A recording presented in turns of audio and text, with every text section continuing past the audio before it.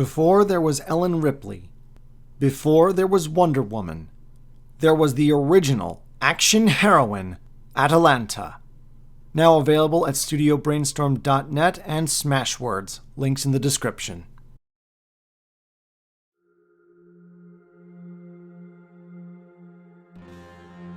The Kwisatz Haderach, the one who can be in many places at once, the shortening of the way, for all intents and purposes, the chosen one. For 10,000 years, the Bene Gesserit labored to bring such a being into the universe. Only when he finally arrived, he turned out to be very different from what they expected or wanted. Spoilers ahead for the first 4 or 5 Dune books in 3, 2, 1. The idea of the Kwisatz Haderach goes all the way back to the founding of the Bene Gesserit Order. In those early days, when the first Reverend Mothers managed to survive drinking the water of life, they discovered that they had gained the ability to access the so-called other memory, that is, the genetic memory of their ancestors, or rather, half their ancestors. As I just said, the other memory is a genetic memory, and the Bene Gesserit could only access the memories of their ancestors through the maternal line. Why was this the case? Well, it all comes down to chromosomes. If you remember your basic high school biology, human beings have 23 pairs of chromosomes. The last pair are the so-called sex chromosomes, the ones that determine your biological sex. 2 X's makes you a woman. An X and a rather head-scratchingly named Y chromosome makes you a man. And in fact, it was this little Y chromosome that was the deal breaker. If we look at the pair of sex chromosomes and think of the X chromosome as the default female chromosome and the Y chromosome as the default male chromosome, then it explains why the Bene Gesserit could only access 1/2 of their genetic memory. They didn't have Y chromosomes. Take as an example the case of Alia, Paul's sister, who was born preborn because evidently Lady Jessica couldn't be bothered to wait a few months before taking the goddamn water of life. Sorry. Anyway, being preborn, Alia had access to the genetic memory of her maternal ancestors and was ultimately possessed by the ego memory of her maternal grandfather, the Baron Harkonnen.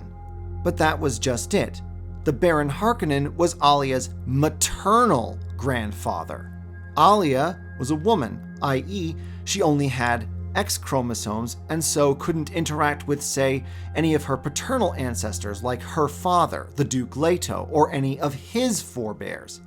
But Paul, once he survived the Water of Life and fully became the Kwisatz Haderach, because he was a man, had access to both sides of his genetic memory, his maternal ancestry and his paternal ancestry. This is ultimately why, within the context of the Dune universe, the Kwisatz Haderach had to be a man. There was just one big problem. Prior to Paul Atreides, men did not survive drinking the water of life. Why this is never exactly explained in the Dune books, but this is where the Bene Gesserit breeding program comes in. Essentially, the purpose of the 10,000-year-long program was to, through eugenical selective breeding, produce a male human that could survive the water of life. Having done so, because of his chromosomes, he would be able to access both sides of his genetic memory, and thus have access to more knowledge and experience than any other member of the Sisterhood. But it didn't stop there. For the Bene Gesserit envisioned their chosen one to be more than just a male Reverend Mother. In addition to all of the powers of a senior member of the Bene Gesserit, the Kwisatz Haderach would also have incredible abilities of prescience, the same kind of power that guild navigators use to safely plot routes through folded space. Also, like the Mentats, the Kwisatz Haderach would have the logical computational ability to extrapolate all possible paths toward any given future. Essentially, in Dune, a universe of pseudo-psychic superbeings, the Kwisatz Haderach would be the ultimate superbeing, the complete all-in-one package. Once he was born, the Bene Gesserit would take the Kwisatz Haderach to raise him as one of their own.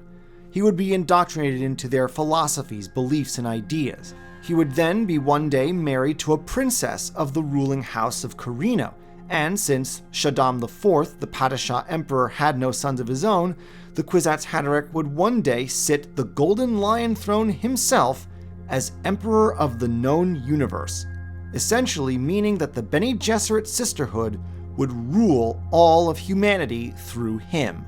At best, their chosen one would be one of their own, fully on board with their ideas and policies, whatever those policies might be.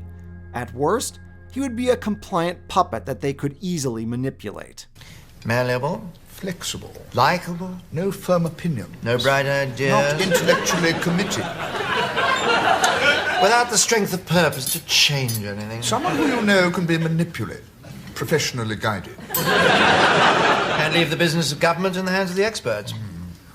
In one of my older videos on the Bene Gesserit, I remember a commenter asking why exactly it was that Alia couldn't have fulfilled a role similar to that of the Kwisatz Haderach. After all, as a pre-born, she was already born with access to the genetic memory. Or at the very least, couldn't they have done something similar? Got a Bene Gesserit pregnant with a son, and then have her take the water of life while pregnant? Wouldn't that produce a boy capable of accessing the other memory? Even if they could produce a male child with the other memory that way, the issue of the preborn is their mental instability. Being preborn means that you have direct access to the other memory, i.e. the ego memory of your genetic ancestors, before you are old enough to have established an identity of your own. As such, a preborn psyche inevitably collapses under the weight of all those voices clamoring for attention. Really, the fact that Alia managed to hold it together into her 20s was something of a miracle. At any rate, by the events of the first book, the Bene Gesserit believed that they were within one generation of succeeding in producing the Kwisatz Haderach. The plan had been a very simple one in this final stage. Jessica was to have a daughter by Duke Leto. The daughter would marry a son of House Harkonnen, most likely the Baron's nephew, Feyd-Rautha. They would produce a son. That son would be the Kwisatz Haderach. What's more, the Bene Gesserit would have killed two birds with one stone. They would have gotten their chosen one, and the union of Feyd and an Atreides daughter would have finally healed the thousands of years-long breach between House Atreides and House Harkonnen. But of course, as we all know, plans don't quite work out so neatly. Ironically, despite the fact that the Bene Gesserit are good at reading people's emotions, they tend to reject emotions themselves in their own thinking.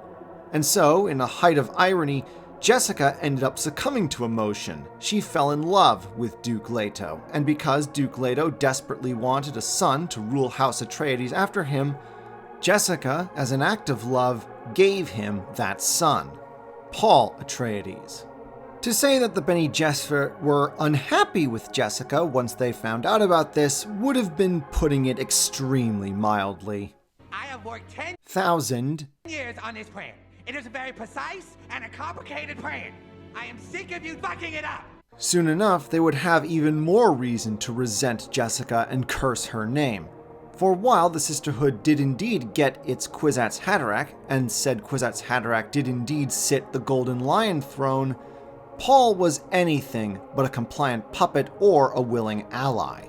Not only was he well-disposed or even sympathetic towards the Sisterhood, he in fact despised them, and as it turns out, he had some cause to. One, shortly after the destruction of House Atreides, Paul's slowly increasing prescient abilities allowed him to discern the fact that he had been created to be used as a pawn in the Sisterhood's games. And as a general rule, people tend to resent being used. Two, after surviving the Water of Life, Paul's visions had confirmed for him that pretty much all the great and good of the Imperium had had a hand in the destruction of his family and the death of his father, Duke Leto. They had either been direct collaborators, such as the Emperor and the Harkonnens, or they had known about it but had chosen to do nothing, like the Sisterhood and the Spacing Guild. While most of Paul's policies, once he took the Imperial throne, would be guided by his prescient visions, he would also make sure to punish those who had had a hand in his father's death by greatly restricting their access to the all-important spice melange. Besides the fact that spice is what gives the people in Dune their weird psychic powers, spice melange is highly addictive, and withdrawal is always fatal.